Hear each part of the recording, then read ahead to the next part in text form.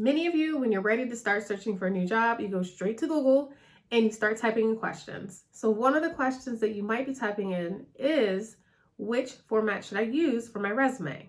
If you type that question into Google, you're going to see 3 types of resume formats pop up, but one of those formats you should never use. So in today's video, I'm going to talk about the best type of resume format that you should use when you are looking at changing careers. So let's start with the most popular one, the chronological resume format. This format is sometimes referred to as the reverse chronological format because it places all of your professional experience in order. So from the most recent to the one that you had further along in your career, which should be within like a 10 to 15 year time frame, it goes in that order. In addition to the professional experience section, you might have that summary section, the key skills section, education, certifications, licenses. You have those different sections in that resume. The functional resume is uniquely created to align your skills with the job you're applying for. So it places a strong focus on your skills and not too much of a focus on your professional experience. Then you have the hybrid resume format, which combines the chronological resume format and the functional resume format. If you're looking to change careers, you might be thinking, well, duh, I should obviously use the functional resume format because I should be focusing on my skills that align with the job I'm applying for. Forget the professional experience. But it's not the best option, and there are multiple reasons why.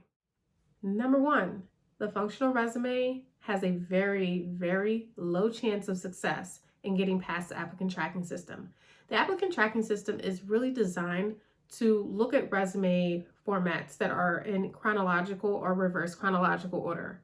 It's not looking to read your resume with a whole bunch of descriptions of your skills. It's really looking at the experience instead. So you want to make sure that your resume is in the correct format so it'll get past the applicant tracking system.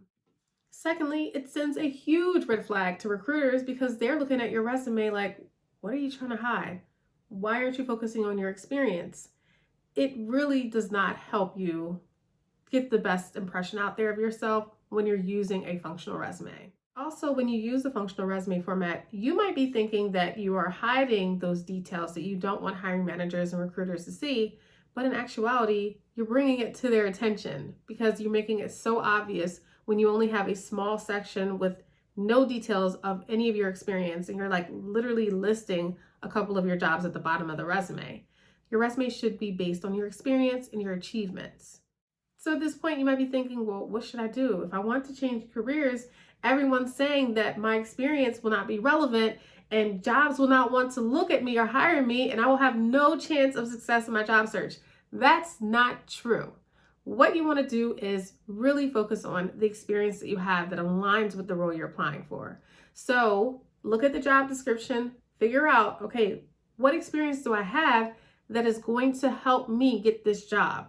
How am I going to be able to land the job with the experience that I currently have? The skills, all that, achievements, everything. Look at all of what you have. Take an inventory of those skills. Take an inventory of experience, achievements, all of that, and think of how you can align it with the job you're applying for.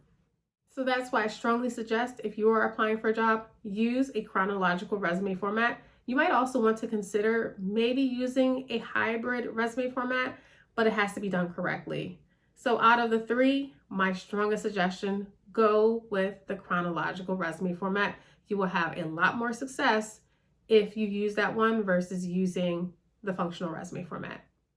The chronological resume format has a higher chance of getting past the applicant tracking system, allows recruiters and hiring managers to quickly screen your document, and it also shows progression throughout your career, which essentially allows you to tell your career story. So there you have it. That is my suggestion. Go with the chronological resume format if you're looking to change careers. If you have any questions, you can feel free to email me, l@lcareerservices.net. And if you're looking to change careers or you're looking to pivot in your career and you want to see a high level of success, be sure to check out my website. I specialize in working with career changers to help create documents that highlight their strengths, skills, and experience that will easily transfer into the roles that they're looking to apply for. Check out my website, www.lcareerservices.net. It's a pleasure creating this video for you all. Please stay tuned next week for my next video and catch y'all later. Bye.